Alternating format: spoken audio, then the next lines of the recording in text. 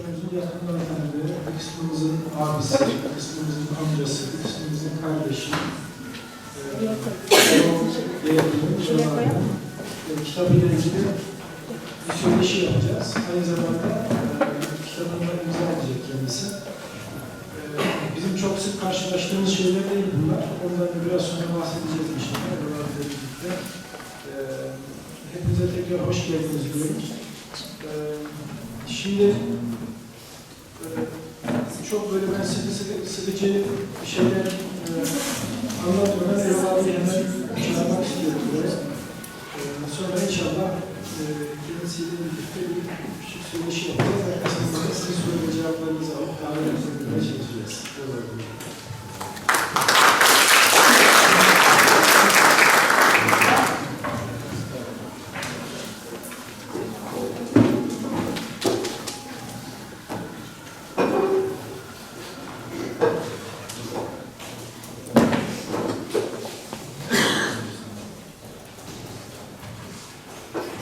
İyi akşamlar hepinize, hoş geldiniz. Biraz da Çerkezce söyleyeyim. Kısa bir şekilde bir şahar, kaybolur diyeyim. Şimdi tabii sevgili Erdoğan bahsetti. Buraya işte hangi amaçla geldim, hangi amaçla geldim. İnsan bazen hiç düşünmediği, planlamadığı şeylerle yüz yüze geliyor, karşı karşıya geliyor, hayat sürprizlerle dolu. 60'lı yılların sonu lise talebesiyim. O günkü adıyla, bugünkü adıyla Kafkas Derneği Kayseri, o günkü adıyla Uzunyoyla Kültür ve Yardımlaşma Derneği. Öğleden sonraları boş vaktimiz oluyor, oraya gideriz. Bir dergi yayınlanıyordu o zaman. İzzet Aydemir'in yönetiminde, İzzet Aydemir'de yanlış hatırlamıyorsam Kuzey Kafkasya, Ankara Kuzey Kafkasya Kültür Derneği'nin başkanı o kurum adına bir dergi, o dergide de ilk defa ben Kafkasya'yı tanıdım. O güne kadar bizim şef denen çok da ne olduğunu bilmediğimiz o esrarengiz coğrafyayı, olayları, savaşları bilimsel olarak oralardan öğrendim. Ve o zaman da tabii büyük şehre gelmek çok zor. Üniversite sınavına gideceğim zaman ben Ankara'ya gideceğim. Oraya gidince de bu derneğe gideceğim, o mekanı göreceğim dedim. Çok yakın akrabam olmasına rağmen. Bu eski yapıydı, üst tarafı pansiyondu. Buraya geldik, öğrenci olarak kaldık. İşte kader bugün de kaç yıl geçti aradan, 40 küsur yıl sonra buraya bir kitap yazan kişi olarak gelmek gerçekten benim için çok onur verici bir şey. Bu onuru buraya gelerek benimle paylaştığınız için hepinize teşekkür ediyorum. Sağ olun, var olun.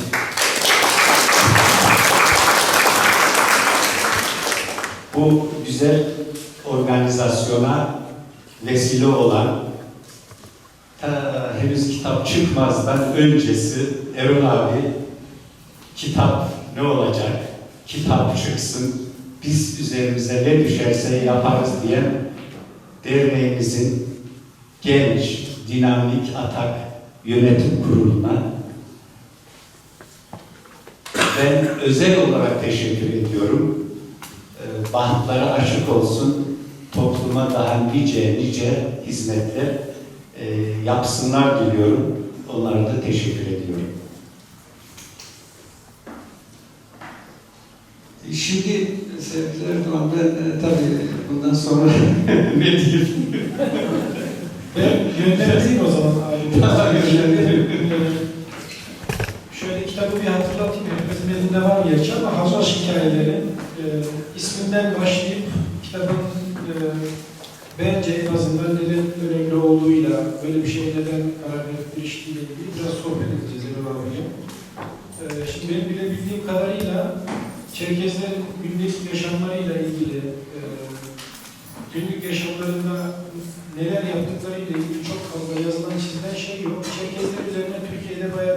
tutkuya doğmuşlardı. Hem birinci elden yazan insanımız, hem kaynaklı eden insanımız, hem de dışarıdan gözlemleri sonucunda Çerkezlerle ilgili pek çok şey yazan muhtelif yazarlar var. Uzun yaylayla ilgili de spesifik olarak yazılmış pek çok şey var aslında. Tarihi araştırmalardan, sosyolojik incelemelere kadar, ekonomik bazı makalelerden, işte antropolojik kitaplara kadar pek çok şey yazıldı şimdiye kadar. Benim bilebildiğim ilk kitaplardan bir tanesi Uzun Yayla ile ilgili. Kitabın tamamı olmasa da Türkiye çevresinde sosyokültürel değişik bir kitap vardı. Onun içinde 2 tane makale vardı mesela. Ekonomik açıdan inceliyordum. Birisi de sosyal yapısına bakıyordu Uzun Yayla'nın. Bunlar daha çok gözlem yoluyla edinilmiş bazı verilerin yorumlanması sonucu ortaya çıkmış böyle bilimsel yazılar. Daha sonra tarihle ilgili, işte Uzun Yayla'ya Çerkezlerin görüşüyle ilgili pek çok tarihsel alan araştırması yapıldı. Yine tarihçilerin Uzun Yayla'daki köy yerleşimleriyle ilgili yazdıkları bazı şeyler oldu. Vesaire vesaire muhtelif yazılar var fakat bunların hiçbirinde bizim Uzun Yayla'ya dair gündelik yaşama dair izlenme edinmemiz pek mümkün değil. Yani insanlar Uzun Yayla'da nasıl bir hayat yaşıyorlar? Gündelik yaşamlarında nelere dokunuyorlar bu insanlar? Sosyal ilişkileri insani bağlamda nasıldı? Bununla ilgili fikir edinmek biraz zor. Yine benim bildiğim kadarıyla bir tane kitap var bununla ilgili. Erol abi de biraz önce aşağıda bahsetmiştik ondan da. Ahmet Cihan Fahri'nin Kafkaslardan Anadolu'ya isimli bir kitabı. O da hakikaten yıllar önce yazılmış ve içerik olarak hani tam örtüşmese de ele aldığı konular itibariyle aynı tür bir kitaptı. Kendi gündelik yaşantısından, insanlarla kurduğu ilişkilerden yola çıkarak yazdığı bir kitaptı. Yıllar sonra böyle bir kitap ortaya çıkması açıkçası beni çok sevindirdi çünkü böyle bir boşluk olduğunu düşünüyorum. Bizim günlük yaşamımızla ilgili, birbirimizle insani ilişkilerimiz üzerinde yazılmış çok az şey var. Ve bunlar kaybolmadan artık hani daha yaşlılardan alamadığımız şeyleri bir an önce ortaya dökmeye, ortaya koymaya, bunları yazmaya, bunları kalıcı hale getirmeye ihtiyaç var. Ben şahsen Erol abiye teşekkür ediyorum böyle bir ürün ortaya koyduğu için. Şimdi Uzun Yayla ilgili hepimizin hemen hemen bazı anıları vardır. Bunlar Uzun Yayla olmayanların Uzun Yayla fıkralarından başlayıp Uzun Yayla olanların küçük anılarına kadar büyük bir yelpazeyi kapsıyor. Erol abi kitabında bunların belki de hemen hemen hepsine bir ucundan dokunmuş. Yani kendi yaşantımızda Uzun Yayla ile ilgili tecrübelerimizin her birine bir kuple dokunmuş. O anlamda çok kapsamlı bir kitapta gibi görünüyor. Ben öncelikle şöyle bir soru sorarak başlamak istiyorum Erol abiye. Kitabın adı Haşhaş Hikayeleri. Neden Haşhaş Hikayeleri? Ve niye böyle bir kitap yazmaya ihtiyaç duydu? Hakikaten hepimiz öğrenmek isteriz diye düşünüyorum. Böyle başlarsak herhalde Eski, bir kağıt eski filmat aldığından değil de bir şey karalamada konuşmayı Tamam. Şimdi tabii bir şey yazma düşüncesi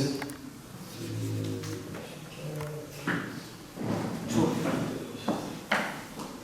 erken dönemlerde vardı bende ama onu hayata geçirmek için de hiçbir cesaretim yoktu. Ne yazacağım?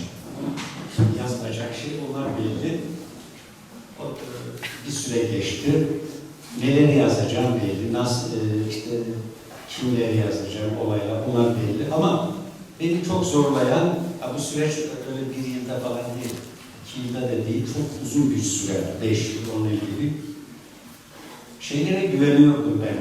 Yani burada geçen kişilerin, o portrelerin hayat hikayeleri ilginç. Üç kuşakta anlatılıyorsa, üç kuşakta aklı başında insanlar bunu anlatıyor ve dinliyorsa ilginç. Hikayeler ilginç, anekdotlar ilginç ki bunlar en az 2 kuşak, 3 kuşakta anlatıyor. Ama bunları böyle okunur, yani bir yerde anlatılır, sözlü olarak güzel de okunur hale nasıl getiririm? Onu çok uzun bir süre düşündüm. Nasıl bir konsept? Sonunda ya dedim ki bütün bunlar nerede geçiyordu? Haşhaş'te. Haşhaş'te konsept neydi? Sohbet. Birden o uzun yıllar sonra o aklıma geldi. Düşündüm. Bütün formül orada.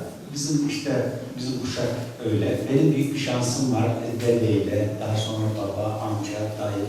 Hep o haşhaş ortamında yaşadığım için işte o gün başlanır. Vallahi işte bu sene ekim şöyle oldu, böyle oldu, kıtlık oldu derken biri der ki ya der, Şef'te, Kafkasya'da kıtlık pek olmaz.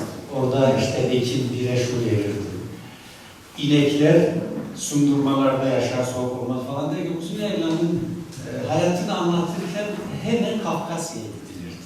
Kafkasya anlatırken birden Uzakköy'deki bir din aliminin kıtlıkla ilgili işte anıları anlatılır. Bir eşkıyanın mecbur kalıp kıtlıkta o yola girdiği falan iç içe geçiyor ve bütün bunlar haşhaş ortamında kendiliğinden doğaçlama bir şekilde akıyordu. Dedim ki ben oradaki konseptin aynısını yazarsam zaten isim de o ortaya çıkmıştı. Haşhaş hikayeleri. Orada hiç sorulamadı.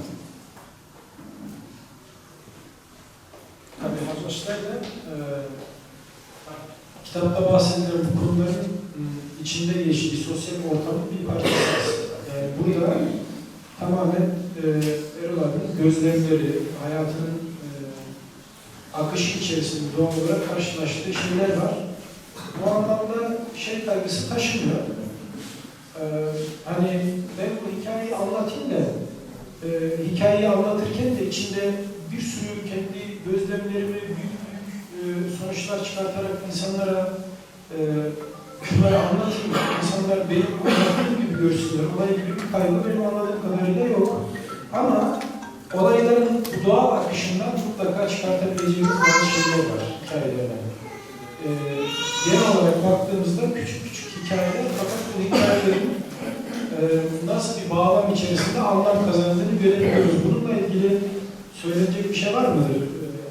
Yani herhalde hayatın sadece bunlardan ibaret değil ya da uzun yıldır gördüğün şeyler. Fakat onların bir kısmı burada var. Bu yazacağım şeylere nasıl karar verdin? Neden özellikle bunlar var ve bunların uzun yayların toplumsal yaşam içerisindeki yerinin ne olduğunu düşünüyorsun? Var mı aklında öyle bir şey? Şimdi ben daha çok yazılmayan hikaye var. Bazen de niye şunlar falan yazmadı derler ama ben genellikle seçtiğim hikayeler, anekdotlar en azından bizim diğer yörelerdeki hemşehrilerimiz, hatta bizim dışımızda olmayan bu kültürü tanımayan kişilerin de anlayabileceği, içinde de mutlaka bir mesajı olan hikayeler seçmeye çalıştım.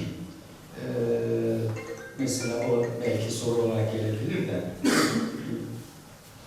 bir olay naklediyorum. O olayda bunun mutlaka bir toplumsal şeyi var. Yani bir ders çıkartmak gibi. Zaten o 3 kuşak anlatılan şeylerde belki biraz böyle güldüren, eğlendiren şeyler ama ders veren şeyler. Bunlar malumunuz bizden sonraki kuşak haşhaş ortamı bulamıyor. O sadece biz değil, tüm dünyadaki çocuklar için öyle. Haşhaş ortamı buldu. Bunları Türkçe anlattığı zaman çok fazla bir şey ifade etmiyor. Ve öyle bir kaygı da taşıdım. Yani bu bütün olaylar Çerkezce'den bunu şimdi Türkçe'ye yazdığım zaman nasıl anlam değişikliği olabilir, tam anlatamayabiliyorum. Ama işte denedikten sonra bir riski de göze aldım.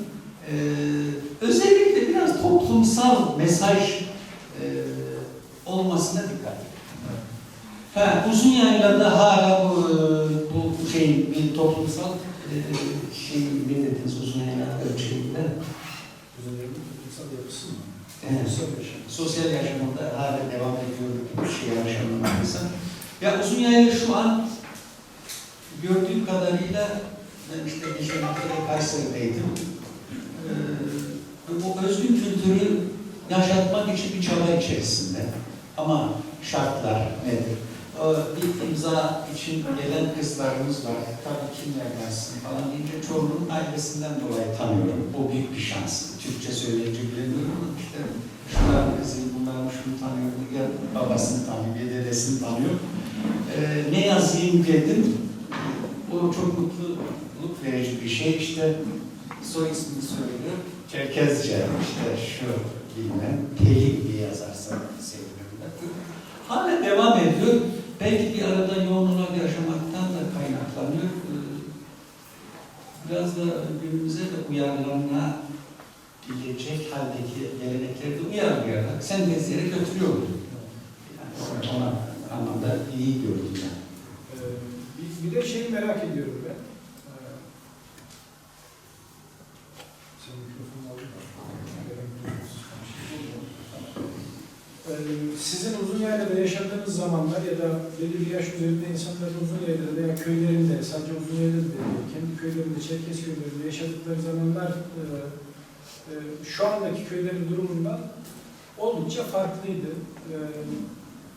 Her şeyden önce bir nüfus vardı. Kalabalık bir topluluk içerisinde yaşıyorlar insanlar. Dolayısıyla kendi toplumsal yaşamlarını çok fazla kaygı duymadan, gelecekleriyle ilgili fazla kaygı ve tereddüt yaşamadan devam ediyordu hayatına akışı. O anlamda bakarsak, sizin çocukluğunuzda ve gençliğinizde nasıl bir köy hayatı ve nasıl bir Uzunyayla vardı? Temel olarak şimdi baktığınızda geriye doğru en çok özlemini duyduğunuz,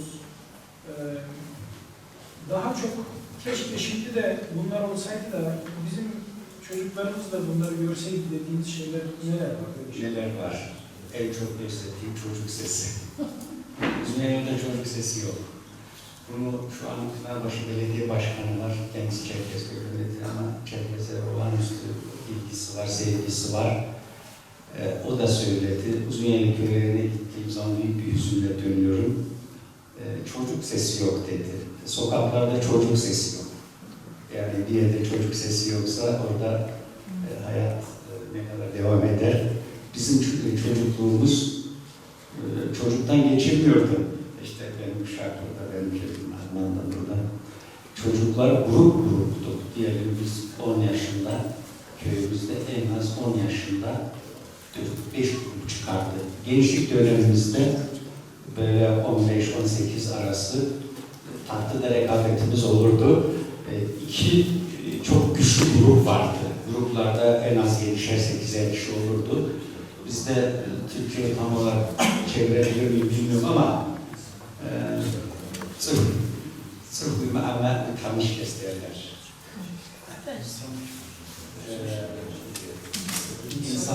İnsan yoksa insan sayısı azsa zavallısın derler. Bizde bir söz.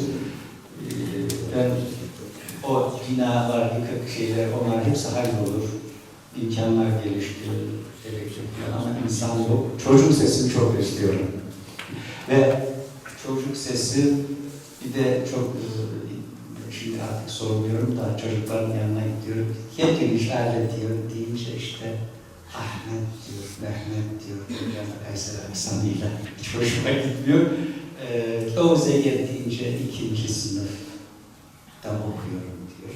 Bir de böyle bir süreç, yani anlıyorum ama konuşamıyorum. Tabirinden bir noktada o bir özlem. Hemen şeyi söylüyorum, kitapta da anlatmışsın ama yine canlı olarak da dinledim seni. Çocukken yakın köylülerden bir atlı gelip sana kimin olsun diye soruyor değil mi? Tabii şimdi onu bir anlatsan. Bizim köyün meşhur tepsimesi var.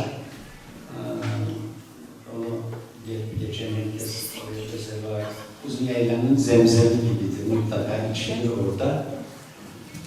Tabii çocukluğumuzda en çok oraya gidip oynamak istedik. Çayırların ortasında.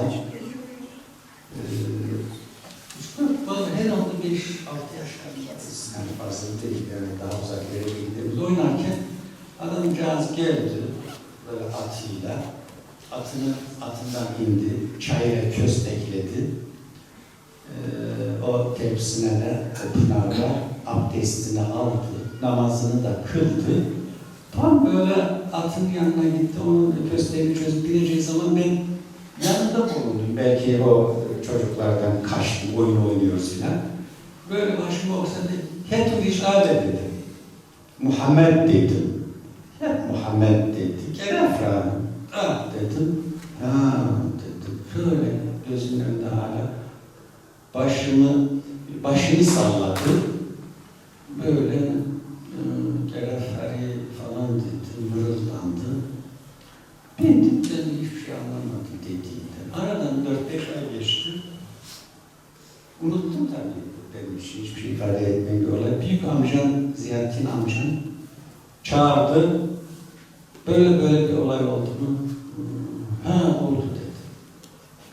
Bundan sonra dedi, kimin oğlusun diye sorarlarsa Hacı Mecid'in torunuyum de onlar kimin oğlu olduğunu bilir dedi. Babanın adını söylemeyeceksin.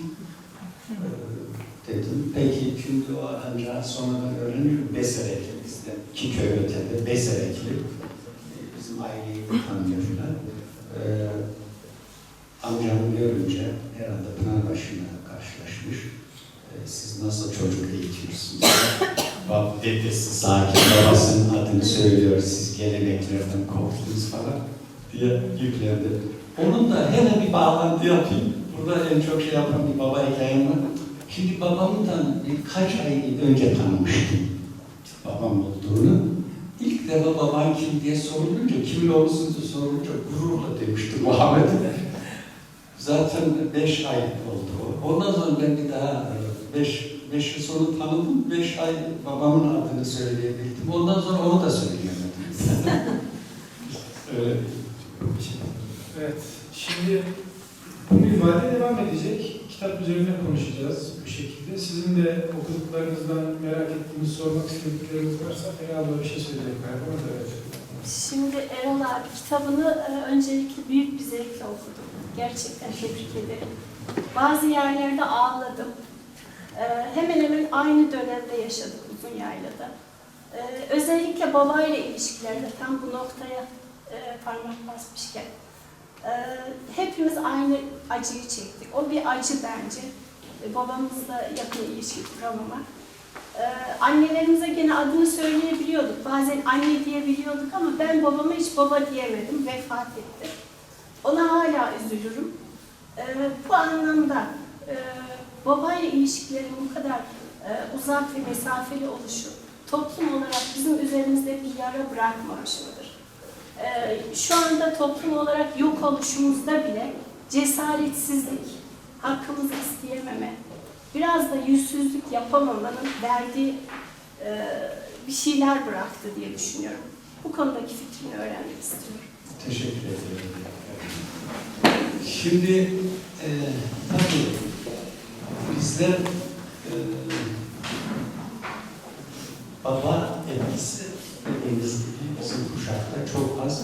Onu dengeleyen sosyal yapı vardı. İşte amca faktörü vardı. Benim için amca babadan tabii seven, okşayan, o hediye alan, o azarlayan o. Çok amcaya yakındık, babaya karşı çok mesafeliydik. Hepimiz aynı şeyi yaşadık.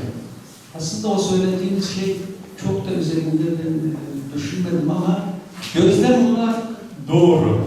Hepimiz mesela ben kendimi tercih edeyim. Okullarda başarılıyız. IQ olarak baktığınız zaman böyle. Ama böyle hani o böyle yırtıcı mücadele eden, dalan çıkan hemen hemen yok gibi bizlerde. Bizim medeni cesaret yoksunu da değiliz. Ben sizin o tespitinize katılıyorum. Bizim orada amca rolü.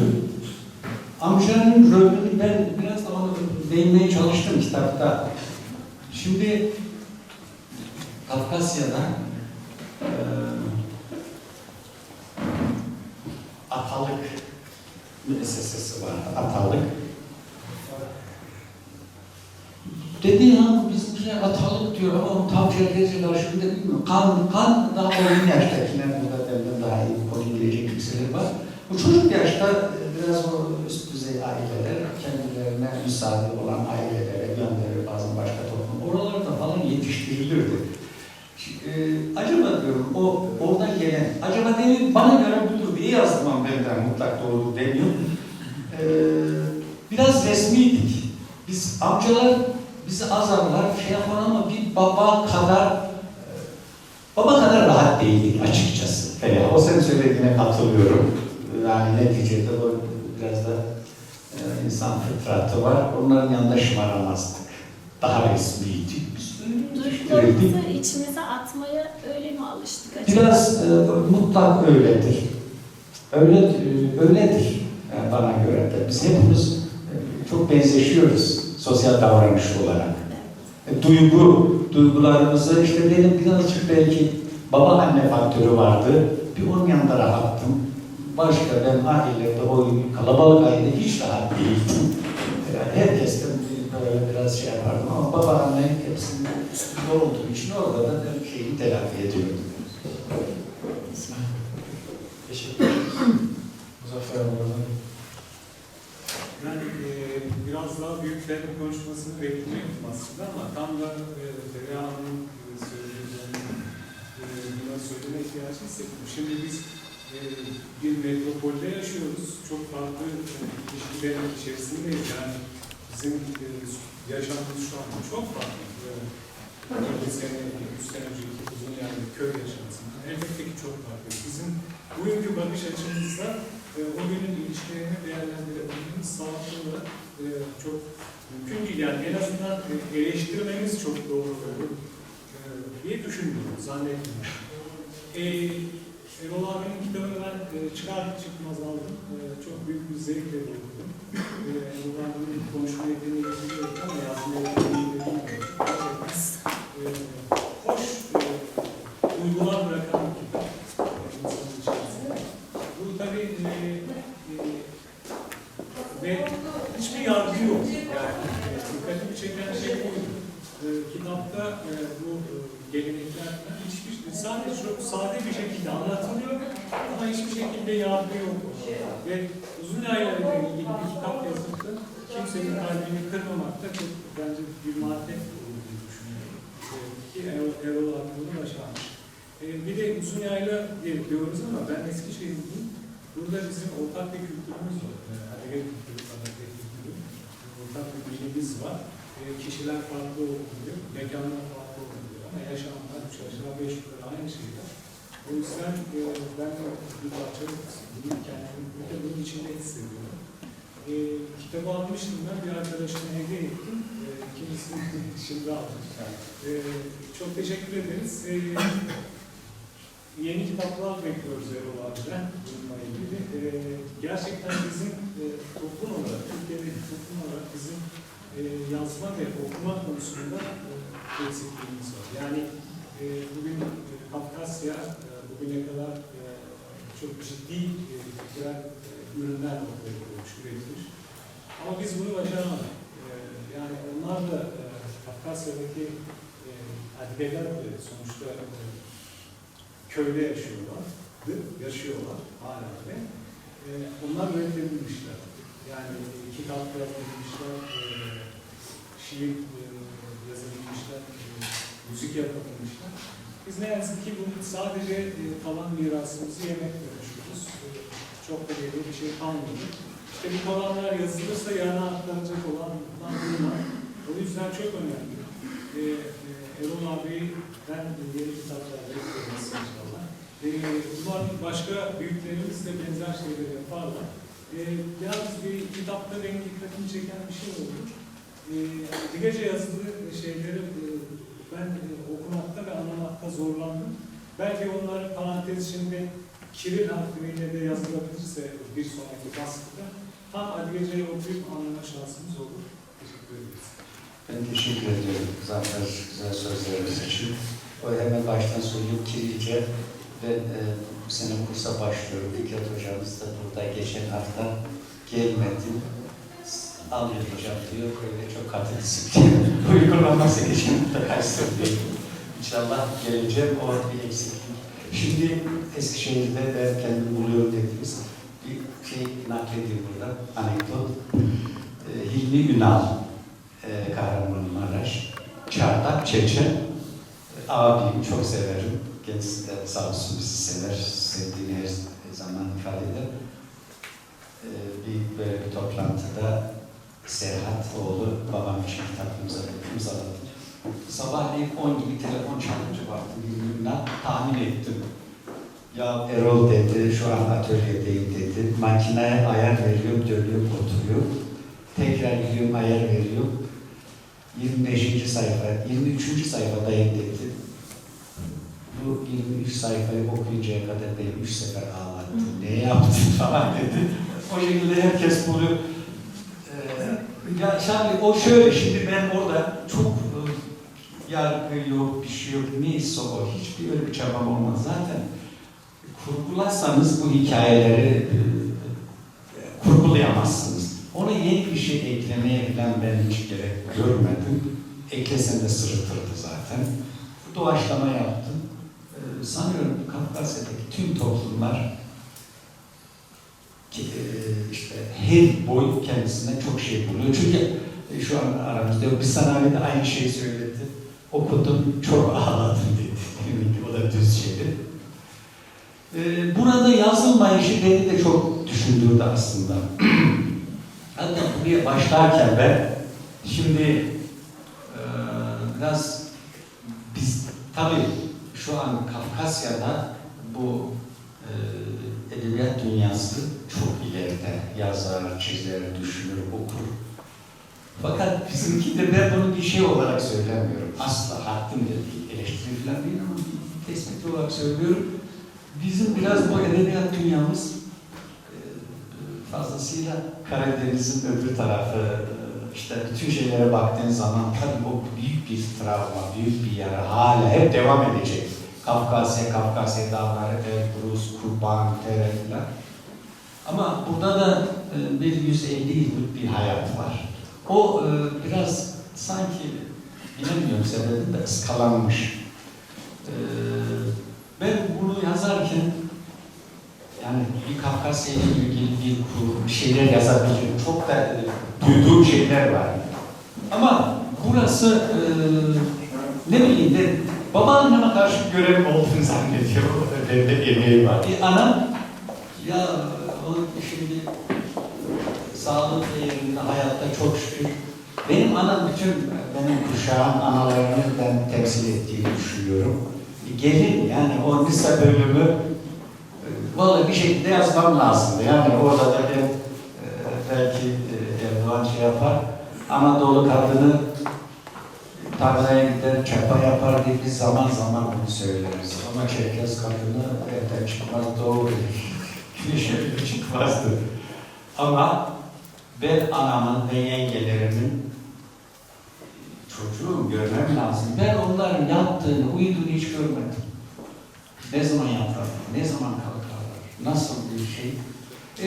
Şimdi tabii çok iddialar etmek asla öyle bir şeyim de yok ama ya birazcık da onları yazmak lazım dedim. Onlar da tabii kitabı düşünürken ya ne yazmışlar? Ne yazmam lazım, ne ilgili, en önemli falan.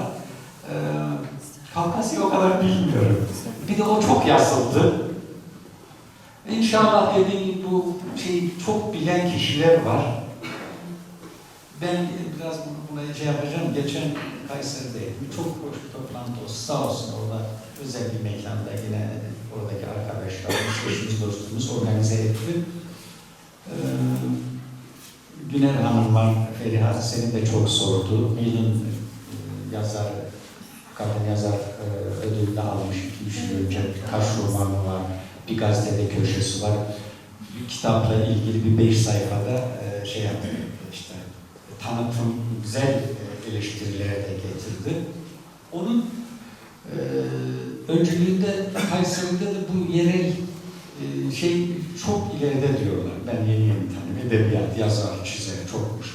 Onlardan bir grup geldi. Hemşehrimiz de değil. Çok fazla ilgi gösterdiler. Biz tanımıyoruz diyorlar. Yani sizlerle ilgili bir şeyler yazmak istedim. Akademik hayatın içinde, basında, şurada, burada. Tanımıyoruz dediler. O manada çok ilginç şeyler bulduk. Hepsi de okumuş. Orada da şöyle bir değerlendirme yapıldı.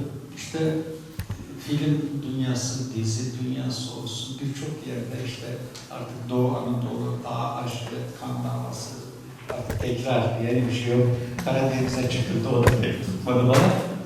O Güner Hanım da söyledi onu. Biraz böyle birbirine şey yapılırsa, destekler olursa tanıtımda, şurada burada Çerkez edebiyatının bir 10 yıl, 20 yıl çok önemli bir şey alacağız. Çünkü sinema tüketmiş bütün senaryoları, konularda. Yani artık buralardan çok bir şeyler çıkabilir de öyle de söyleniyor. Bununla ilgili ben de birkaç şey söylemek istedim. Hakikaten şimdi Muzaffer abi dedi az önce, Eskişehir'de olmama rağmen bana da dokunuyor diye. İşte yerellik böyle bir şey zaten. Bir de Kafkasya mevzusu da işin içine girince meselenin özü aslında bütün küçük küçük şeylerin hepimizde ne kadar ortak duygular yarattığıyla ilgili. Halk olmak, millet olmak böyle bir şey zaten. Hani birbirinden çok farklı yaşanmışlıklar var. Biz aslında işte sen alacaksın, ben haberdeyim, öteki şapsırmış derken ne kadar benzediğimizi bazen kaçırabiliyoruz. Yani bu genel bir insanlık hali aslında. Çok küçük, kendi yerel mekanlarımız, ortamlarımız içinde birbirine çok benzeyen bir sürü hikaye yaşıyoruz.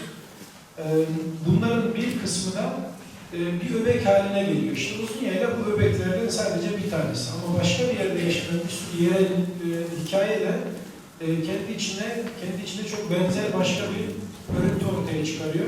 Bunlar da aslında Kafkasya'nın ya da oradan dünyaya yayılan, işte Avrupa'ya ve Asya'ya, Küçük Asya'ya yayılan o kültürün bir parçası. Biz de Türkiye'de şimdiye kadar yaşadıklarımızla ve kayboluşumuzla aslında Çerkez dünyasının bir parçasıyız. Yani kendimizi neden bunun bir parçası olarak görmemiz gerektiğini işaretlerinden birisi var kitapta. Çünkü Türkiye'de herhangi bir yerde, herhangi bir köyden, Çerkez köyünden gelmiş birisi okuduğunda ya aynı bu adama benzer birisi bizim köyde de vardı diyecek olan bir sürü insan vardır aslında. O yüzden zaten biz bir halkız, Kafkasya'sıyla ve Kafkasya dışında yaşayan insanlarıyla bu kadar ortak özelliği taşıyoruz diyebilmemizin sebebi de bu. Herhalde bir tarafı da vardır yani. İnsanlar da ilgi duyuyorlar buna. Çünkü hep okudukları, hep gördükleri şey çok dışında bir şey. Bir Çerkez ailesi nasıl bir aile? Nedir ki bunlar? Ne yaşadılar? Ne hissettiler? İşte ana dilim diye bir ne güzel diye bir başlığı var, alt başlığı. Oradaki duygu, bu Çerkezce ile ilgili duygu aslında çok yalın. Kim okursa okusun hemen hemen aynı şeyleri anlayabileceği, hissedebileceği acı dolu bir şey, duygu var orada. Bunun için Çerkez olmaya da gerek yok bence. Hani ana diliyle ilgili herhangi bir aciliyet duygusu yaşayan herkesin anlayabileceği bir şey. O anlamda işte okuyan herkes bundan hüzünlenip aslında bir şey çıkarabiliyor. O yüzden önemli yani herkes şey. Ben bir şey söyleyeyim sonra şey yap. Şimdi bir ana günde tanıştık. Kalpak diye bir anlaşıldı. Yanında da Mustafa diye var Mustafa. Bu hemşehrimizdeki tanıştık. Ya ne diyeceğim falan. Gittim, haberde bu kalpak dedi. Ne diyeceğimi de bilmiyorum. Kalpak dedi. Çerkez kalpağın anlattığı gazeteci Ahmet diye. Ben Çerkez değilim, ders dedim. Gördüm Alevli'nde. Çerkez'le alakam yok.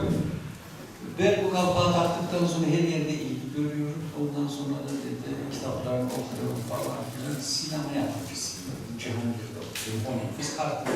Doğru sonra dedim, bizim Erol'da yazar dedi. Daha kitap, biz tabii kitap çıkmadan çok önce meşhur oldu. Kitabımız çıkartıyor diye kendi reklamımızı yapar. Kitabım çıkmadı. Bana da bir şeyini gönderebilir misin? Neyse, ham halde benim anladığım şey. Bana dedi, henüz o seviyeye gelmedik falan. Neyse, kartını verdi. Kitap çıktı. yapamam ama nasıl olsa atmamışım. Aradım.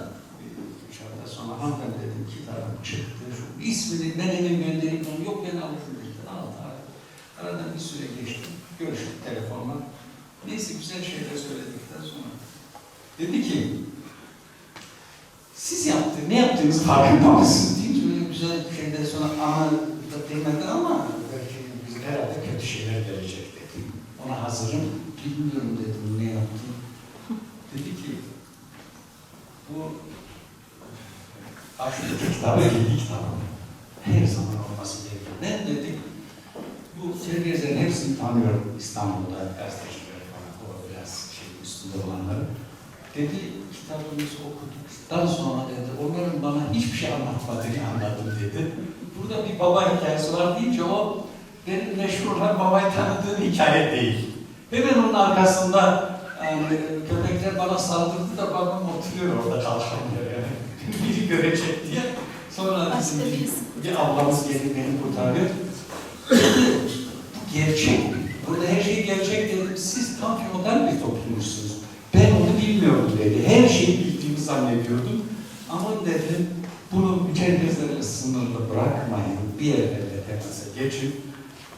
Diğer okur yazar kitlenin böylesi şeylere ihtiyacı var. Tanıtın dedi. Onu da öyle güzel anı olarak şey yaptım. Mahmut abi de bir şey söyleyeyim. Bu Erol Bey hikayelere bir şey katmadım dedi ya. Ben de tam tersine bir kaygı duyuyorum. Bir otosansür mü uyguladınız? Böyle sahici olmayacak kadar düz bir şey çıkınca yani sizin orada hiç mi ekstradan bir şey olmazdı diye bizim oranla kıyaslayınca yoksa bu kaygıyla biraz bazı şeyleri es mi geçtiniz yazarken? Ben otosansür uygulamadım ama bir eleştiri olarak geldi o bana. Mesela Kayseri Edebiyat Dünyası'nda. Denir, bu daha çok şey kaldıracakken hikayeleri kısa kısa kestim, buradan çok kitap çıkardı dediler. Ya orada ben özünden kopmasından korktum açıkçası. Biraz sade yazdım. Bu otosansür değil. Şöyle bir düşündüm. Anlatabildiysem o anekdotu, hikayeyi, özünü anlatabildiysem bunu fazlalaştırmak istemedim. Benim dediğim fazlalaştırmak şeklinde değil de yani diyelim ki burada sözünü ettiğiniz aileler, işte komşular. Evet. Şurayı da yazmayayım, bunlar alınabilir diye kendi kendinize bir şey uyguladınız mı diye. Benim orada şöyle bir şey oldu. Asla öyle bir şey uygulamadım. Hikayeleri uzun evlerler biliyor. Oralarda herhangi bir kısıtlama yok. Ancak aslında bir iki hikayemde, önemli hikayemde rumuz kullandım. Anlatabildim mi acaba? Yani o doğrudan ailelere yazmadım. Bir iki yerde de doğrudan kişiyi yazmadım. Niye yazmadım? Çok düşündüm. Hatta istişare bile ettim. Yazılır, yazılmaz, onu şimdi söylemem ne kadar şey ama biz dost ortamındayız. Niye yazmadım? Ona da bir mesaj vermeye çalışıyorum ben. Mesaj atlanacak gibi geldi bana. Aileler tartışılacak. Ya o şöyle değil diyecek, öyle diyecek, kimisi kendisine yontacak, kimisi farklı yapacak. Ama ben orada ailelerle benim bir şeyim yok. Ama mesajın araya gitmesinden korkup öyle rumuz kullandığım iki üç hikayem var. Evet. Bilmiyorum ben tam gene belki şey yapamadım. Evet. Alınma gibi bir şeyler düşünmedim açıkçası ama öyle çok kritik bir şeyler de zaten. Hayır, bu haliyle zaten kimsenin alınacak bir şey yazmamışsınız da onun için diyorum bir otosansür. Ya orada mesela şu yapılabilir. Şimdi uzun yayınımızın bir ara benim yeğenim kitap okur Eskişehir'de. Kitabı aldım, okuyacağım falan deyince oku dedim. Eleştireceksin dedi. acımadan eleştiriyor. O da ne bileyim o kadar söylememek lazım gençlere. Arada 3 gün sonra kitap kurdu. Erol Dayı kitabını aldım, okudum, bitirdim. Allah Allah. Ne yaptın? Eleştirimi de söylüyorum dedim. Söyle. Güzelleme yapmışsın dedi kitabında. Aynı benim gibi düşünüyorum. Güzelleme yapmışsın dedi. Çok fazla güzel gösteriyorsun Çerkezleri deyince. O diyor onu verdiğinde sonra pişman. Dedi ki Dilara, dedem hırsız diye yazdım, daha ne yapayım? Daha ne yapayım? Ama at hırsızlığı Peki daha iyi evet telefonu kapattı. Ama şöyle bir şey olabilir. Mahmut Bey, şimdi biz haşhaş diyoruz ya, ben yere oraya dönüp gideceğim. Haşhaş kültürü, onda da söylüyorum, hepiniz bilirsiniz. Bizim bugünkü üniversiteler, üniversite sosyal bir üniversiteydi. Bilgi, kültür, davranış, psikoloji, o günün ihtiyacı olan her şey haşhaşta öğretilir. Bunu da öğretmek amaçlı yapmazlar aslında, doğaçlama gelişir.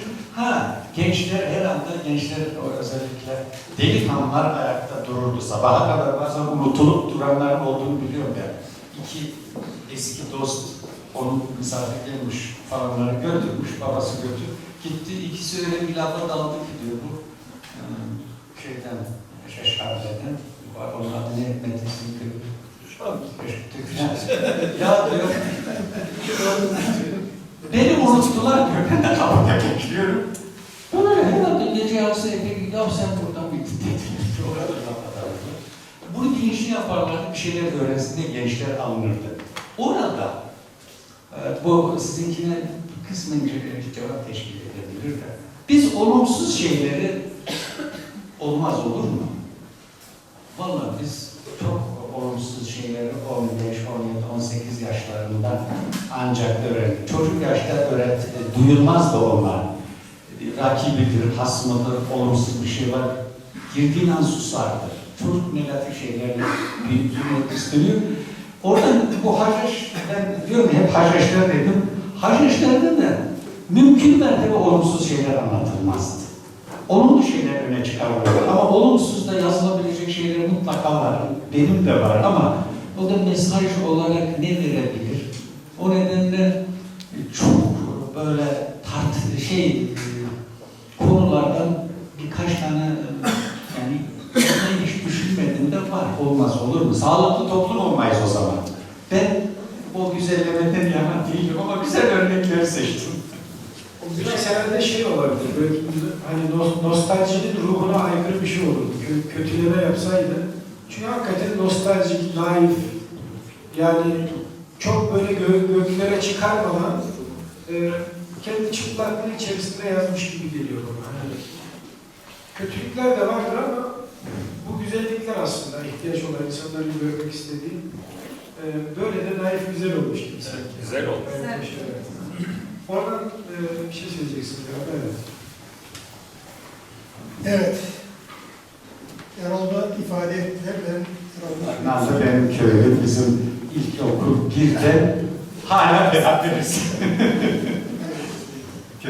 Şimdi tabii kitabı çıkmasını heyecanla bekleyip de çıktıktan sonra da bir çıktığında okuyan kişilerdeyim tabii. Bu tabii olması gereken bir şeydi. Tabii içinde de tabii ortak şeylerimiz çok.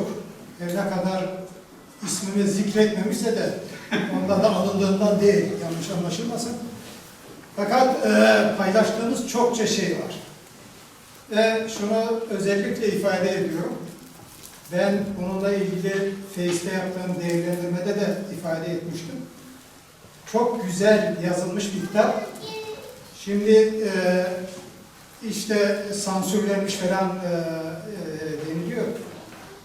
Sansürleme yok esasında, ben de biliyorum. Fakat özüne hiç dokunulmadan birlikte yaşadığımız, birlikte gördüğümüz şeylerin olduğu gibi yansıtılması, anlatılması oldukça büyük zevk verdi şahsıma ve genelde de böyle algılandığını düşünüyorum. Yani Erol bununla ilgili çalışırken tabii biliyordu, böyle bir hazırlık yaptığını biliyordu. Fakat ben açıkçası bu kadar güzel ifade edilmiş, bu kadar tarih bilgisiyle, etnografik bilgilerle, coğrafi bilgilerle hepsi hazmedilerek, hepsi bir şey edilerek, harmanlanarak anlatılacağını düşünmemiştim. Tabii köylüsü olarak iftihar etmek benim de görevim, iftihar da ediyorum. Fakat derdim de iltifat etmek değil. Kesinlikle olduğu gibi anlatıyorum. Yani çok büyük haz aldım. Ben inanıyorum ki bu devam edecek bir şeydir. Daha da yazılmamış oldukça hikayeler olduğunu da düşünüyorum. Ve yani bunun bu şekliyle, siz de ifade ettiniz Erdoğan kardeşim, yani buna benzer bir eser de olmadığını biz de öyle düşünüyoruz. Görmedik daha doğrusu. Buna benzer başka eserler olduğunu biz de görmedik. Fakat bu tarzda eserlerin birkaç tane olmasında da herhalde toplum açısından faydası var. Bir de Feriha kardeşim söylediler, işte baba sevgisi görmedik, babaya baba demedik. Erol'un yetiştiği ortamda baba çok fazla denilmesine de ihtiyaç yok. Biz, kendisi de ifade ediyorlar, biz çocukluğumuzdan beri beraberiz. Artı babalarımız aynı beraberliği yaşadılar. Ve ortak bir kültürden, ortak bir şeyden geliyoruz. Dolayısıyla yani kalabalık bir ailede, kalabalık bir ortamda yetiştiler. Kendilerini ifade ediyorlar. Öyle bir ortamda bana göre babanın çok fazla zaten belirgin olmasına ihtiyaç yok. Babanın vazifesini bizim toplumda da öyle, böyle olması bana göre bir eksiklik değil. Ha, bugünümüz için eksiklik olabilir mi? Elbette. Şimdi şehir hayatında yaşıyoruz. Köy hayatı bitti. Bugün için bir eksiklik olabilir. Belki o şekilde olması çocuklarda da aksi yönde tesir edebilir. Fakat o yaşadığımız o günlerde, o kültürde, o ortamda babanın olmaması, bilinmemesi yahut da babanın her şeye karışmaması, işte kavga ederken yahut da başına bir felaket gelecekken müdahale edilmemesi tabii bir şeydir. Çünkü ona müdahale edecek. Onu dolduracak dede var, babaanne var, amcalar var. Ve bunlarla yani içli dışlı yaşamış. Ben hatta şunu da ifade ettim. Benim tam tersine, benim dedem 1916 yılında 1. Cihan Savaşı'nda 32 yaşında şehit olmuş bir dedenin torunuyum. Biz tam tersine dede görmedik. Tabii babaanne de görmedik.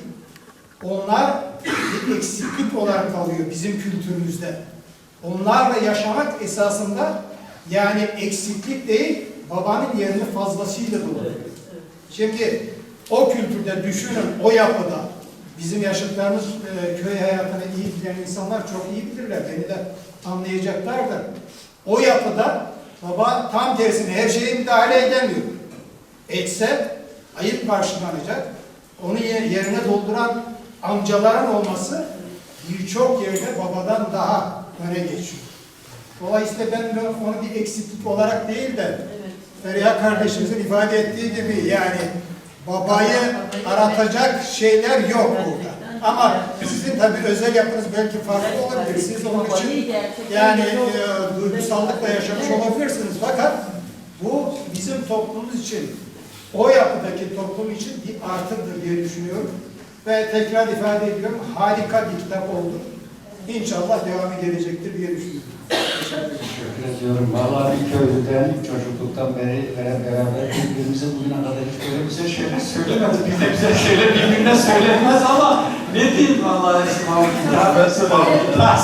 Kitabında yer vermemişsin ama. Ama kitabında yer niye vermedi? Benden fazla şöhret olur mu diye Neyse Adnan abinin de inşallah bir sonraki kitaplar, ikinci ciltte. Evet. Şimdi efendim, ben Selim Mutlu. Ben bir Milli Eğitim Bakanlığı'ndan daireye bakıyorum. Bir ara oranın başkanıydım. Erol Bey de gelip gidiyor devam ziyaretime. Oradaki personelle falan haşır neşir hemen Sesim duyulmuyor değil mi? Boyun ufak, sesim ağrıyor. Neyse gelip giderken sekreterlerle falan konuşurken hocam dedi Erol Bey ne iş yapıyor? Valla ne dedik de bir boş sohbet. Efendim ağzımız açık dinliyoruz. Biz Çerkezleri tanırdık ama böyle olduğunu bilmiyorduk falan derken şimdi herhalde biraz da böyle espri kitap falan yazacağım mı dedim bir şeyler. Hocam ne zaman kitabı çıkacak? Erol ne iş yapıyor dediler daha önce bana. Yazar dedi. Erol'un aklında yazar. Ben o zaman, pardon hocam biliyorum, marangozluk yapıyorum. Marangozluğu küçümsedi. Erol yazar diye şey yaptı. Ondan sonrasında uğraşıyor. Her gün soruyorlar hocam Erol Bey'in kitabı çıktı mı? Erol Bey dedim senin şansın yok. Bu kitap çıkacak. Böyle 1-2 sene salladım. Birkaç sene daha sallayamazsın ama yine 5-6 sene daha sallayacak. Efendim ama bu arada birkaç yeri ziyaret ettik. Uzun yaylalı birkaç gelin bize bir şeyler anlattı. Erol dedi ki ben dedi uzun yaylada gelin olmayı yazmam lazım dedi. Bunlar mahvetmişiz biz gelinlerimizi dedi. Sonra kitap değişti bu hale geldi. Ben de böyle bir katkı yapmak istedim. Teşekkür ederim. Gelin hikayesi de var hakikaten. Yani Vallahi gelinlerin biraz acı durumunu da aslında görmek mümkün. Aslında onu bir kadının yazması daha doğru. Kesinlikle. Şimdi ben Selim Hocam zaten var. Erkek onu anlayamaz. Selim Hocam orayı biraz şey geçti böyle. Esasında tabii o aklımın bir yerinde, küçük bir yerinde var ama ilk dile dillendirdiğim, ortam dediği doğru. Ben çok onu ciddi yazıyorum. İşte kentte doğmuş, birinci kuşak Çerkez kızlarıyla köyden gelmiş, biraz okumuş, meslek sahibi bu olmuş. Direkt köyden gelen Çerkez delikanlılarının evliliği bir yaradır. Onu bizim kuşak çok iyi bilir. Şimdi öyle bir ortamda 5 aile Adnanlardaydık herhalde bu akşam. Selim Hoca da var, eşleri, muhterem eşleri. Ya gelinler öyle bir saldırdılar ki uzun yaylalara. O işte eşler. İlkin direndik falan ama somut şeyler koyuyorlar. Ezildik dediler. Doğru, ezildiler. Ama bugünkü standartlara göre ezildiler. Analarımızın standartlarına göre gibi bir şey söylemeye kalkınca sizin analarınızdan bize değil. Böyle çok kötü durumdayız. Orada tabii Selim Hocam burada şey yapıyor da onun gözüne baktım sustu. Adnan'a baktım hepsi sustu. Ben ortaya atıldım. Dedim ki günahımızı çıkartacağız. Bununla ilgili çok ciddi bir çalışmam var. Kitap yazıyorum. Uzun yaylaya gelin olmak adı altında. Hepsini yazacağım deyince hepsi 5 gelin birden oh dediler. Şimdi unuttuk çektiklerimizi. Yeter ki dillendir dediler. Ve o şekilde böyle işte bir imece usulü oldu. Evet. Paylaşıyoruz. Var mı başka paylaşmak istediğiniz? Evet. Buyurun. Erol bu kitabı yazarken hiç kaygıların oldu mu? Yanlış anlaşılmak. Yani ticari kaygıdan bahsetmiyorum çünkü paylaştık onunla hiç ilgisi yok. Ama örneğin ne derece doğru anlaşılırım gibi ya da gençleri ne kadar hitap eder diye acaba hiç kaygılandınız? Hiç kaygılandınız. Aras. Siyade Rostif'ins ama Seyda Hoşu Rostif'in. Yani hani babadan bahsettik ya sürekli. Evet. Babamı rahatlıkla verebilirim ama amcamı hiç vermem. İşte o kitapta ben çok çıkıyorlar işte diye. Ya şimdi hiç kaygı taşıdın mı ne olur diye değil mi? Evet. Benim esasında şimdi kitap yazdım çıktım bir kaygı taşımamak mümkün değil ama ben bu işin PR'ını o da tabirle PR'ını kitabı yazmaya başlamadan tamamlamıştım. İşte Selim Hoca Marangoz diye tamamlamış. Adnan başka şey. Böyle olunca Erol bir kitap çıkaracak. Ve kitabın çıktığında da ben garanti böyle görüyordum ben. Şöyle çevremi 5'e ona dağıttım. Baskıyı hallederim. Ama öyle bir rahatlığım var. rahat da yazdım. Hatta bazen işte buradan yani topluma bir şeyler, o mesaj elbet seçerken onu tanıttım ama ben bunu ne kadar doğru ama ben öyle bir kitap yazayım ki bu topluma bir hizmetim olsun gibi bir baskıya da kendimi baskı altına da sokmadım. Çok tersi de olabilir. Yani öyle toplum adına hareket etmek falan çok kolay bir iş değil. Şimdi onu da söyleyeceğim, bilmiyorum kendisi şey yapar mı? Kitabı yazarken Gizem burada, her yerde beni eleştiriyorsun diyor. Kitap, Gizem emin yanımda gittim bir kitap, orada kitap kurdum. Burada bir hikaye yazdım, bir oku falan. Ben de sınavıma düştüreceğim. Bir daha oku ama yalvarıyorum okusun diye. Selin'e telefonla okudum, ben o hikayeyi geliyorum dedi. Beni dinleyecek kimse bulamıyor.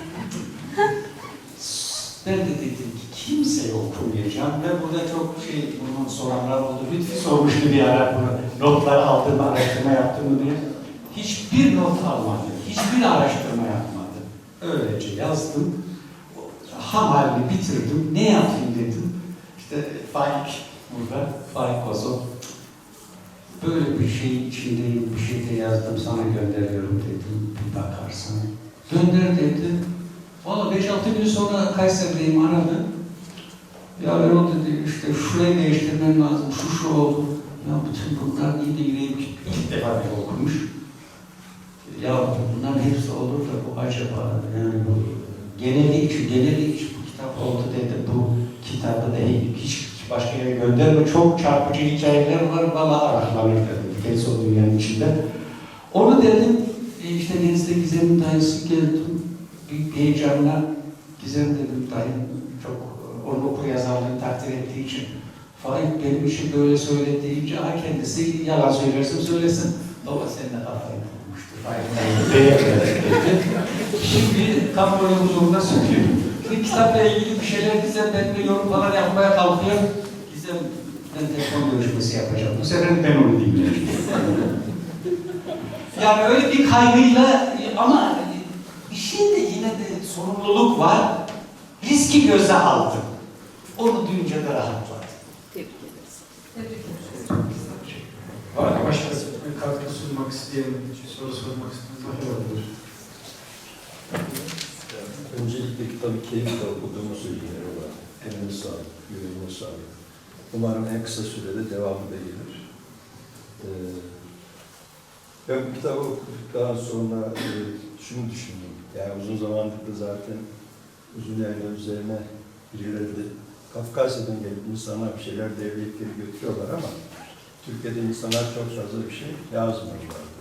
Daha önce işte senin bahsettiği Cenab-ı ilk kitabı o zaman da ciddi bir fırtına koparmıştı, hatırlıyorum, insanlar çok acımasızca eleştirmişler, şöyle böyle bir şey yapmışlardı.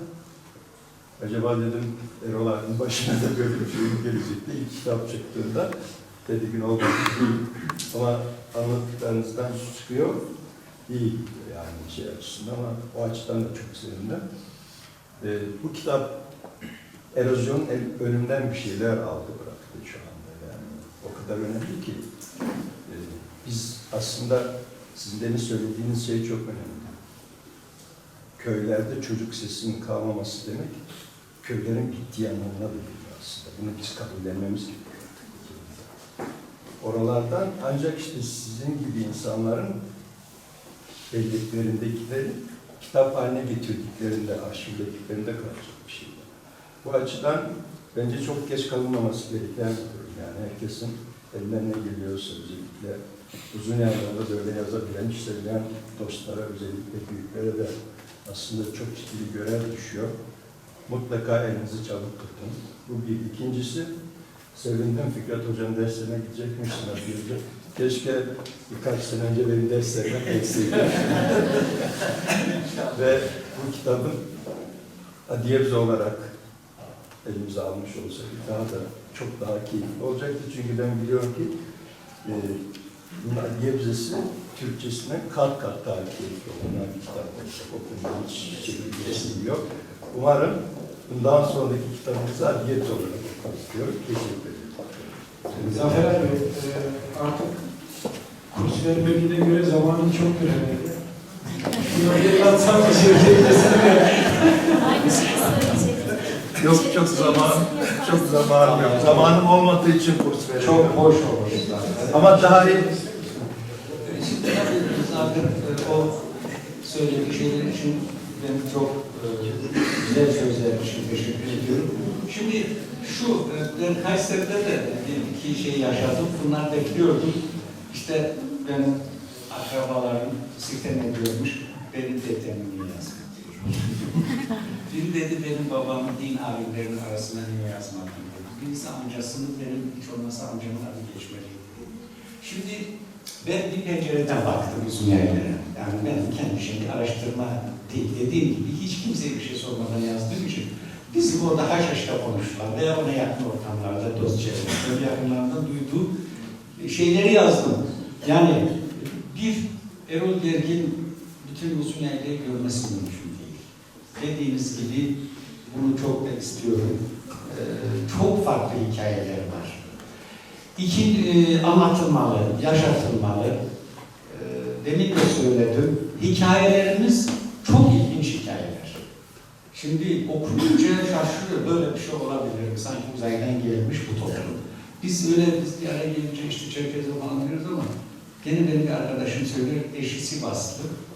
Ben Çerkez'im dedim diyor nişanlandıktan sonra. Çerkez neymiş Sivas'ta? Sivas gibi bir yerde. Bu olay kaç yılında bu? İşte 80'lerde falan. Çok fazla tanınmıyor. Bunu da herhalde edebiyat, şiir, değil mi? Yani nesillerde yazarlar var. Çok, bu konuda da ben bizim toplumun çok yetenekli olduğunu düşünüyorum. Yani şöyle sanat dünyasına baktığın zaman sinema sinema yazarlar, şiir, bir şey var. Bunlar herkes dediğim gibi kendi penceresinde gördüğü şeyi yazar. Şimdi o ikinci kitap ben o şeyde geliyor. Görünen o ki ben ikinci kitabı yazacağım. İkinci kitap garanti. Ama üçüncü kitap bana o garantiyi verin. Yani birinci kitap eyvallah tamam alındı okundu. İkinciyi de her halükarda alırız okuruz dersin. Üçüncü kitabı hazırlayacağım kendimi. Onun için o şart olursa ikinciyi yazacağım. İkinci kitabımı alıp okuyacaksınız. Yazıyorum.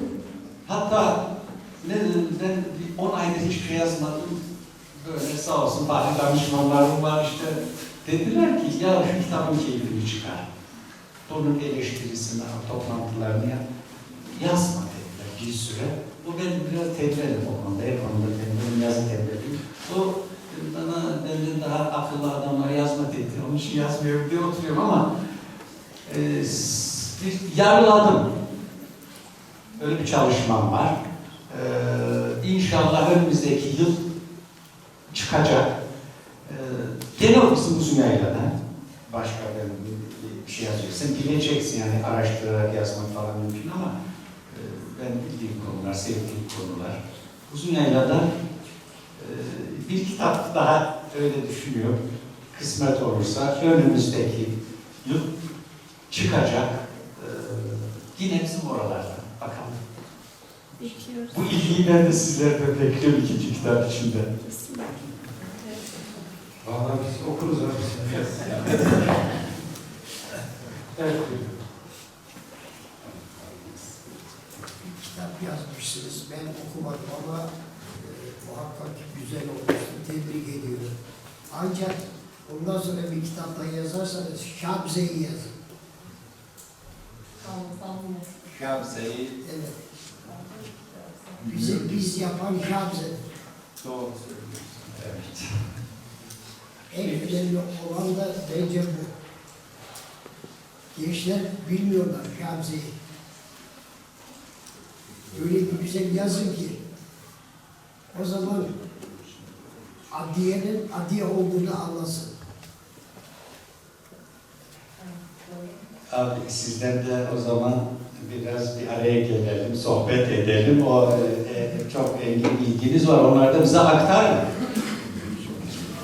İnşallah ciddi olarak ikinci kitapta değineceğim çok şeye. Burada değinemediğim çok şey var burada. Hatta biraz da daha özgür yazacağım. Hani acaba sansürsüz yazacağım. Teşekkür ederim. Evet abi. Biz şimdi bize ile Şamze'yi kaybettik.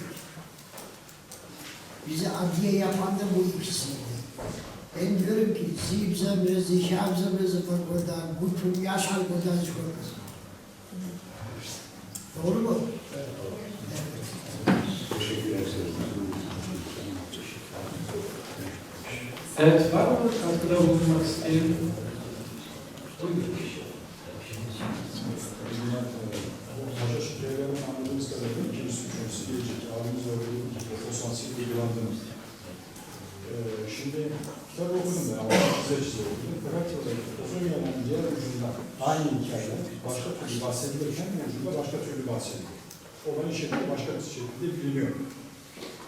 Kitabın yarısına kadar çok güzel olmuş. Ben ama herkesinden tavsiye ettim. Fakat yarısından sonra acaba dediğim çok nokta var. Yani bunların içerisinde tartışmaya sebep olabilecek bazı şeyler var. Bu kitabın içerisinde ağaca kulaklarından çivilenen bir şahıs var. Kitabın içerisinde geçen. Ondan sonra köyünden zorla göç ettiğinden ki bizim kendi akrabalarımız, eşimiz, dostumuz tarafından bir köy var. Ki davaya konu olabilecek bir şey. Ondan sonra bir banka soygunu var. Davaya konu olabilecek bir şey. Ondan sonra bazı sülalesinde yanlış yazılmış ve yanlış yazılması hakikaten çok acı bir şekilde yani farklı anlaşılabilecek bir takım sülalesinler var. Ben hafızı daha önce belirttim. Ve tarihi gerçekliklerle örtüşmeyen bazı şeyler de var. Yani süzgeçten geçmesi sansür anlamında falan değil. Fakat küllenmiş bir takım şeyler var. Anadolu'muz araya girmiş, ortamı düzeltmişler. Torunların haberi yok. Onlar barış içerisinde yaşıyorlar, evlilikler bile yapmışlar, gitmiş. Fakat o küllenmiş şeyleri tekrar kaşıyıp ortaya çıkarmanın herhangi bir şeyi var mı? Siz haşhaş hikayeleri dediğiniz bir iki üçü gelecek. Muhtemelen başkaları da yazacak. Fakat burada hepimiz biliyoruz ki herkes kendi anısını yazınca, özellikle uzun yıllar çevresiyle alakalı sıkıntı olarak oluşturabilecek şeyler de var. Yani otosansür yapıldı mı falan derken niye yapıyorsunuz anlamında değil. Kendi şahsi fikrim yapılmalı. Yani omuz kullandım dediniz, kullanmanız gayet güzel oldu. İki yerde bir şey var. Ben bahsetmek istemiyorum. 261. sayfada geçen bir sülalesini kırma diyor. Karmayın. Kendi alemi bahsettim bu şekilde, işte bu şekilde ifade edilmiş şekilde üzüldüler. Cevap hakkı doğuyor bazı şeylerle alakalı. Cevap hakkının tekrar burada olduğu için ben kullanma durumundayım. Fakat kendi alemi bahsettiğim zaman uzun yerden bir yerde bu kadar bir şey yaşıyormuş. Ben eleştiri geçiyorum çok üzüldüm. Uzun yerden orada bir tarafta da diğerinde bir işte. Bu aileden yaşanan hale varmış. Parantez içerisinde kırma diyor. Ve kırmayla ilgili anlatılan tarihi gerçeklikle gerçek şeyin alakası yok. Şimdi gizli bir toplantı yapılmış o zaman. Özür dilerim. Hakkasya'da. Ve bu gizlilikle ilgili içeridekilerin bir haberi var ve dışarıdakiler bir yorum yapmış. Bu yorum sözlü tarih olarak aktarılmış. Ben bu şeyden sonra işte araştırdım, internete baktım. Bizim kendi sülalesinden nasıl geçiyor? Eğer o şekilde geçiyorsa kabul. Ama hiçbir şekilde kırma şeklinde bir sülalesi yok. Benim sülale adım Karma. Onun o şekilde düzeltilmesini istedim. Hiçbir şekilde kabul etmiyorum, reddediyorum bir şey. Haricinde o tarih gerçeklikle ilgili 259. sayfadan itibaren anlatılan bir olay var. Cevap hakkı doğurduğu için söylüyor. Fakat Fransa'da bir 10.000 kişi varmış. İşte bunlar belirli bir şekilde o Kırım Savaşı ile ilgili, 20 savaşla alakalı. Ve hiçbir şekilde yani ne sayısal bağlamda mantıklı bir izah yok, ne de olayın o şekilde vuku bulmasına herhangi bir şekilde imkan yok. Fakat o şekilde elçiler, ulak dediğimiz o dönemin şeyleri ki bu taraftan ulak gidince kesinlikle karşı tarafta öldürülecek. O bilinen bir şey. Çünkü bu tarafta öldürmüşsünüz. Ne olacak? Orada bir şekilde orada kalan 3 kişi, 5 kişi artık sayısal olarak neyse onlara da verilenlere gidip oradan o olayı kendi mesajlarını iletmeleri gerekiyor. Çünkü onlar zaten öldürülecek. Karşı taraftan öldürürsün. O düşünce o. Tarihi gerçeklikleri örtüşmeyen bir takım şeyler var. Bunlar arşive girecek. Arşive girince de burada bir takım sıkıntılar olacak. Bu şöyleydi, böyleydi falan şeklinde. Ben o 259 ve 261 sayfalar arasındaki bir daha incelenmesini istiyorum. Otosansür olmayacak. Abi biz biliyoruz uzun yanlarını. Uzun yanlarında orada mesela geçen isimler var. Bir alt hikayeleri var, bir takım şeyleri var. Siz de ifade ettiniz. Yani ondan sonra torun sahibi olmuşlar. O başkasıyla evlenmiş, öbür başkasıyla evlenmiş. Fakat bakış açısına göre, duyduğunuz yere göre değişebilen birçok hikaye var şeyin içerisinde, kitabın içerisinde. Yani özellikle düzeltilmesini, eğer ikincisi, üçüncüsü falan gelecekse, bırakın otosansür kullanımı çok özgürce yazacağım şekilde, otosansürün kesinlikle haşhaşta olan haşhaşta kalır hikayesini galiba geçiyoruz. Yani orada ne kadar olan veya haşhaş içerisinde konuşulan bir takım şeyler var ki, anlatılmaması gereken bir şey. Büyükler belki bir şekilde onun ağızları boş olmuş, kendi çocuklarına, torunlarına anlatmışlar. Fakat onlar da büyükler şeyleri hiçbir şekilde olduğu gibi o zaman şartları nedir? Veya bu yani artısı eksisi ne olacak şekilde düşünmeden anlatılmasına kesinlikle karşı olduğunu ben ifade etmek istiyorum. Kişisel düşüncem. Teşekkür ederiz. Şimdi burada hani ben Erol abi tabii ki otosansürü az önce kimseye dokunmadan yazılmış bir kitap. Evet. Yarısına kadar dokunulmamış. Muazzam bir kitap. En az 10 kişiye tavsiye ettim. Fakat bundan sonrasıyla ilgili hani söylemek istediğimiz bazı meselelerin tekrar gündeme getirilmesi anlamında bu kitap baz alınabilir. Arşiv niteliği taşıyabilir. Yani şimdi o uzun yerden bir takım hassasiyetleri var. İşte bir takım araştırmalar. Başka bir kitap var elinde. Türkiye'de Şevket Yazıkosu'nun siyasi tarihi şeklinde. Evet. Burada söylüyorum ki bazı insanlara her ne kadar kanunen bazı şeyler değişmiş olsa bile hatırlatma anı yoluyla bir baskı altına alma durumu var şeklinde bir ibare var. Üniversiteye yapılır. Bu tartışmalar tekrar gündeme getirir mi, getirmez mi? Ona dikkat edilmeli ve bence otosansürden, özellikle bir sansürden geçerek yayınlanmamış şekilde bir önerim var, bilmiyorum, büyüklerimiz. Şimdi bu kitap her şeyden önce yazarı da söyledi Erol abi biraz önce hani bir araştırmaya dayalı gerçekleri ortaya çıkartan yeti taşıyan bir kitap değil. Sadece bunu yazan kişinin kendi penceresinden gördüğü dünyada olan bitenler, biraz önce de söyledi yine kendisi, mümkün olduğunca insanları rencide edeceğini düşündüğü şeyleri mahlas kullanarak, değil mi? İnsanların çok fazla özel yaşantılarını zedelemeyecek gibi o hassasiyeti taşıyarak yazdığını söyledi. Kaldı ki yani bir toplumda nasıl diyelim yaşayan herhangi bir insanın o toplumdaki herkesin bütün hassasiyetlerini bilebilmesi, herkesin duygularını birebir anlayabilmesi, görebilmesi çok zor. Kendi penceresinden gördüğü dünyayı yazmış. Bu anlamda çok da acımasız olmamak lazım. Aksine kendi yaşadıklarımızı başkaları acaba nasıl gördüler diye bir okuma da mümkün. Yani o elinizdeki kitabı ben biliyorum.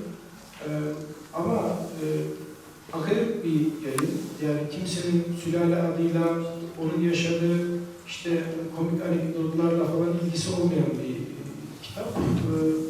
Kaldı ki tozlanmış bir şeyleri ortaya çıkartmak değil, aksine geçmişe duyulan özlemi ortaya koymak. Yani geçmişte güzel şeyler var bu kitap. Yani içerisinde tabii ki birbirine dokunan bir şeyler olabilir, hakikaten yanlış anlaşılmalar da olabilir. Ama buradaki amaç sanki geçmişin güzelliğini, kendi içinde yaşadıkları o travmalarla birlikte ortaya koyabilmek, bu anlamda çok acımasız olmamak. Acımasız bir şey değil, çok özür dilerim. Tekrar söz aldım. Abimize de ifade ettim. Şimdi orada böyle bir hikaye var mesela. Narin'le ondan sonra Kenan'ın aşkı var. Yani bana göre o kitap içerisinde kesinlikle ortada kalmış bir şey. Başlı başına bir ancı olmalı olabilecek çok güzel bir hikaye. Onun haricinde bir takım şeyler var. O hatırsızlığı ilgili bir takım şeyler var. Macera romanında olabilecek şeyler. Benim sadece bahsettiğim orada özellikle bazı isimler falan verilmiş. Hani Rumuz kullanım dediğiniz ya. O Rumuz'la ilgili muazzam bir buluş bana göre. Rumuz kullanarak çok şeyler anlatılabilirdi ama özellikle bazı şeyler belirtilirken hani küllenmiş, edilmiş, hepimiz biliyoruz yani. Hepimizin kendi çevresinde tahammül ederek çözdüğü birçok sıkıntı var. Yani onların tekrar gündeme gelmesiyle alakalı sıkıntı oluşturabilir. Benim şeyim bu. Sıkıntı oluşturabilir, dava konusu olabilir, cevap hakkı görebilecek bir takım şeyler olabilir. Yani, sadece görüş olarak. Teşekkür ederiz. Ya ben fazla söyleyeceğim şöyle, zaten daha önce bir şey yaptık, siz de söylediniz. Bu ben hani ısrarla bir tarihi, onu bir tarih veya bilimsel bir şey olmasına ısrarla kaçındım. Onu da zaten yine o şekilde naklediyorum. Ben dediğim gibi işte o bizim oralarda büyüklerden o Tatar meselesi hep böyle anlatılar. Tarihi gerçeklik ve onu orada irdeleyip işte mantık yürüterek falan ne yapmadım. 10.000 Tatar askeri geldi, 10.000 süreyle Gavrata'yı haraca kesti, şu kadar işte şey aldı haraç olarak erkek, şu kadar kız falan filan. Öyle hep anlatıla gelir. Tarih çok da benim işim değil. Ama dediğinizde doğru, biraz araştırsam ben o kadarcık bizim o tarihi de biliyorum. Tarihi de fena değil şeyin ama bizde de gene bu Orbateş oralardan geliyor. Yani bizdeki bilgiler oralardan gelen bilgiler. Ben bir iki şöyle internette bakmaya kalktım. Bunu söylemek ne kadar doğru ama bende daha fazla bilgi çıkıyor. Herkes her yerden bir şeyler uydurmuş, bilgi diye yazmış. Bunu da aynı oralarda duyduğum şey. Tabii o kırma karma meselesi, onu da konuştuk. O inşallah o editör Korhova diye efendim? Tabii Korhova diye yazmış bizim en önemli kişimiz.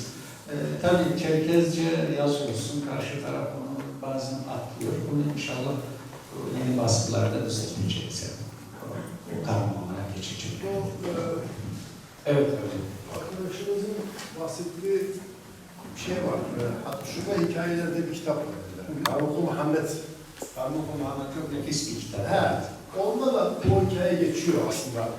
Aşağı yukarı örtüşüyor. Yani Erol'un o Tatarların işte o bir sanırım bir şey yok. Yani bir örtüşme var orada. Yani rakamlar aşağı yukarı aynı. Büyük bir şey yok orada. Sen şimdi bu öykü kitabında bir şeyi kesin olarak rakam, tarih falan mümkün mertebe girmiyorsun ama bazı şeylere de girmek zorundasın. Mesela ben bütün bunlara girmemin sebebi orada Sokrates diye bir hikayem var. Jean-Paul Mehmet Bey'in hikayesi. Ben onu anlatmam mümkün değildi. Çünkü en çok ilgi gören hikayelerden biri. Son hikaye, 15 en uzun hikayelerden biri. Jean-Paul Mehmet Bey'i bizim uzun yayla büyüklerimiz duyduk ama biz bilmiyorduk dediler. Çok şaşırtıcı. Hatok Bey'i biliriz, onu bilmiyoruz dediler. Şimdi ben pişirik müessesesini anlatmazsam o son prensi anlatmam mümkün değildi. İstemeye de o tarihi şeylere gittim ama onlar da yine duyumlara göre diyor. Orada tehlikeye geçtim. Hakikaten tartışmam bile. Öyleyse öyledir. Ben bu doğrudur demiyorum. Orada öyle geldi. Evet, başka katkı sunmak isteyen yoksa? Bir şey daha. O son prensle ilgili o beni çok etkilen bir hikaye. Bizim uzun yaylanın orada bir ayrı yok mu? Yani işte son şey böyle kitabı okuyanlar ya da okuyacaklar onu iyice şey yapsın, anlarsa bir otel odasında Yok, otel odasında bile değil. yani Metruk bir yerde, orada 3 gün yaşadı, sonra. sonra nerede öldü daha bilinmiyor.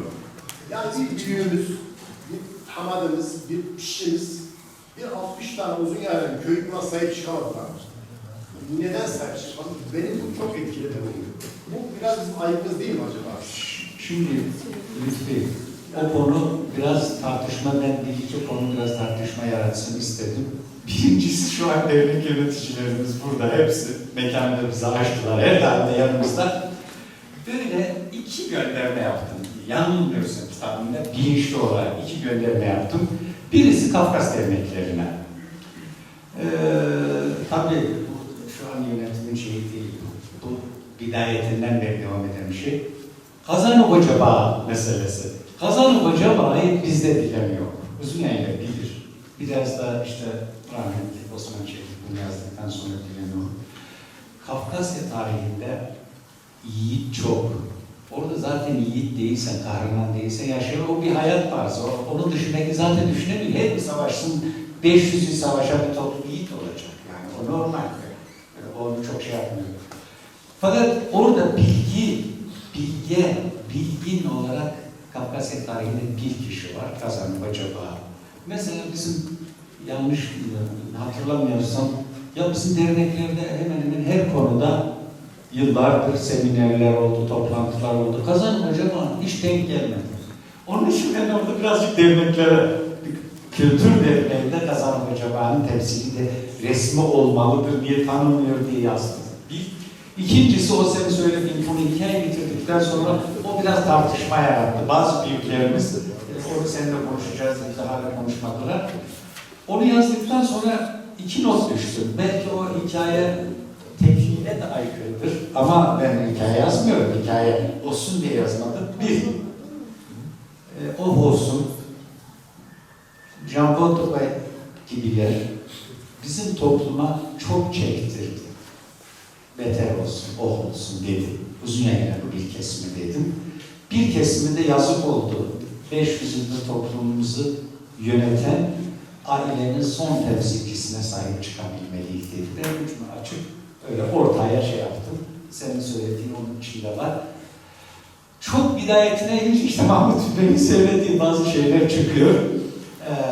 Biliyorum söyleyecekleri şeyi, niye sahip çıkılmadı onu da söyleyeceğiz falan dediler ama ben ona da benim çok ilgimi çekmedi. Ben öyle bir olayı naklettim. Evet, teşekkür ederiz.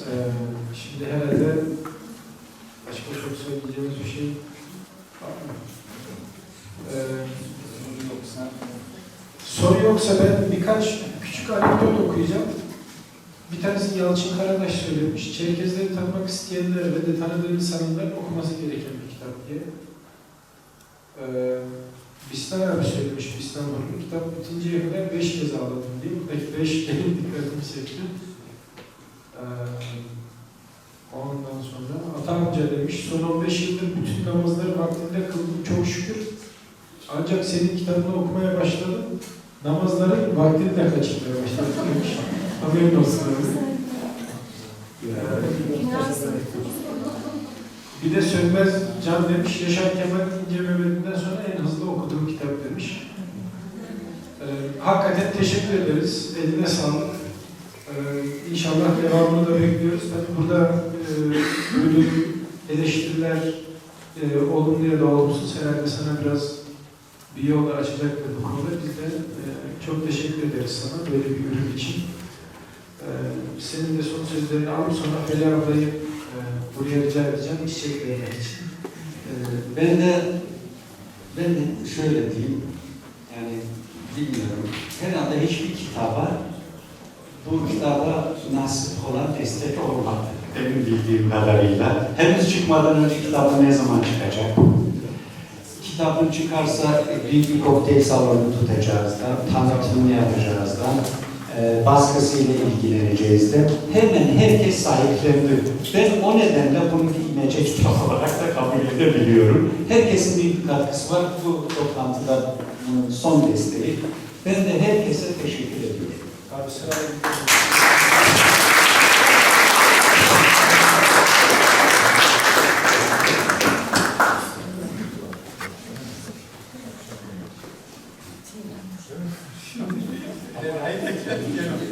Öyle mi? Bacımız gelir değil. Bekleyebilir değil mi?